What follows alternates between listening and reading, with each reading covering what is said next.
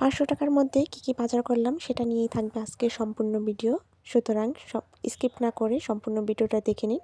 এই যে দেখেন আমার ডিমের অবস্থা। পড়ে গিয়ে 5টা ডিমই ভেঙে গেছে আর 3টা ডিম আছে। তো যাই হোক, আসসালামু আলাইকুম। যিনি বা যারা যেখান থেকে আমার ভিডিওটা দেখছেন না কেন, সবাইকে অসংখ্য ধন্যবাদ। আর আমার টোনাটুনি সংসারে আপনাদের সবাইকে স্বাগতম। এখানে সিম নিয়েছি 1 পা, একটা লেবু ৳10, আর ওইদিকে শসাগুলো নিয়েছে হাফ কেজি ৳25, ধনেপাতা নিয়েছিলাম ৳10। তারপরে ছিল পোলার চাল হাফ কেজি, সাথে ছিল হাফ কেজি বিস্কিট, চায়ের সাথে খাবো বলে নিয়ে আসছি। আর এই বোলটা খুঁজেছিলাম, কোনো এক আপুর ভিডিওতে দেখেছিলাম, ভালো লেগেছিল, রান্না করাও যাবে, খুঁজে পাচ্ছিলাম না, তো আজকে পেয়ে ডাইরেক্ট নিয়ে চলে এসেছি। এদিকে আমার ওষুধ অ্যালাট্রন অ্যালার্জির, আর 1 পাতা নাপা আগে এই পটের মধ্যেই রেখেছিলাম। বিস্কুটগুলো রিফিল করেছিলাম, সেটার ভিডিও দিয়েছিলাম। আজকে এই যে আবার এখানেই রেখে দেব। যেগুলো অবশিষ্ট থাকবে সেটা আবার বড় কোনো বয়ামের ভিতরে রেখে দেব। সামনে রাখলে কি হয় যে দেখে দেখে খাওয়াটা হয়, নয়তো আর তেমন খাওয়া হয় না। আপনারা স্কিপ না করে সম্পূর্ণ ভিডিওটা দেখবেন আর লাইক কমেন্ট করতে ভুলবেন না, কারণ আপনার একটা লাইকে আরও 10 জন মানুষের কাছে ভিডিওটা পৌঁছাতে সাহায্য করবে। তো মেয়ের জন্য দুধ নিয়ে আসছিলাম, কারণ এদিকে রোজ পাওয়া যায় না।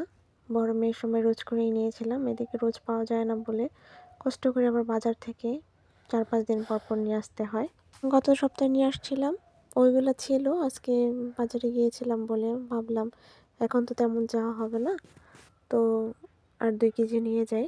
গত সপ্তাহে ৳65 করে কেজি নিয়েছিল, এই সপ্তাহেও 65 কেজি নিয়েছে। একটা বোতল নিয়েছিলাম বলে আর বেশি আনা হয়নি, আর বোতল একটু ছোট থাকার কারণে সম্পূর্ণ 2 কেজি হয়নি, অনেক ভরে ভরে দিয়েছিল আর বাকিটুক রেখে দিয়েছে। আমি আবার ৳5 কম দিয়েছি। এই যে মোটকাটা খোলার সময় দুধগুলো পড়ে গিয়েছিল, কারণ হাতের চাপ লেগে উপরে উঠে গিয়েছিল। একেবারে ভরে ভরে দিয়েছিল দেখে এই অবস্থাটা হয়েছে। তাড়াহুড়ার কোনো জিনিসই ভালো না, আমি বোতলটা খেয়াল করে নিইনি। তো এখন এক এক করে বোতলগুলোর মধ্যে দুধ ভরে নেব। দুধ ছাঁকনি দিয়ে ছেঁকা ছিল, তাই আর ছাঁকতে হয়নি। আমি সবসময় ছোট ছোট বোতলেই রাখি, যখন ছোট ছোট বোতল না থাকে তখন হয়তো বড় বোতলে রাখা হয়, কারণ ছোট ছোট বোতলে রাখলে কি হয় কি যে তাড়াতাড়ি করে মেয়ের জন্য নামিয়ে নিলাম আর তাড়াতাড়ি গলে গেল, আর রাখতেও আমার কাছে মনে হয় সুবিধা। মেয়ে 2 দিন যাবৎ বিরিয়ানি খাবে এটা নিয়ে প্যারা দিচ্ছে, তাই আজকে ওর জন্যই হাফ কেজি চাল নিয়ে আসছি।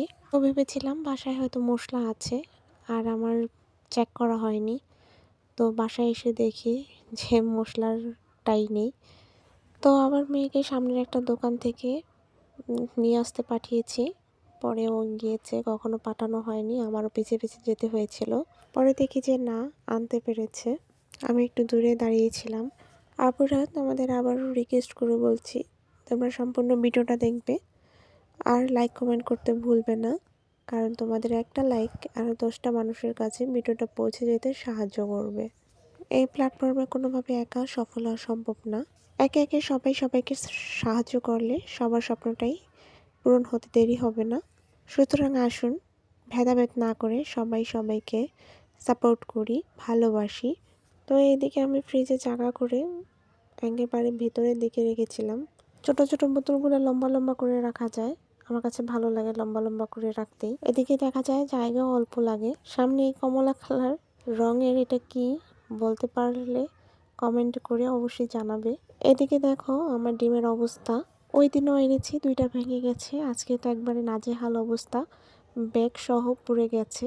মেয়েরা ললিপপ খাবে আর আরেকজনে বিস্কিট খাবে, সেটা কিনতে গিয়ে ব্যাগটা লম্বা করে রেখেছি, ঠাস করে পড়ে গেছে।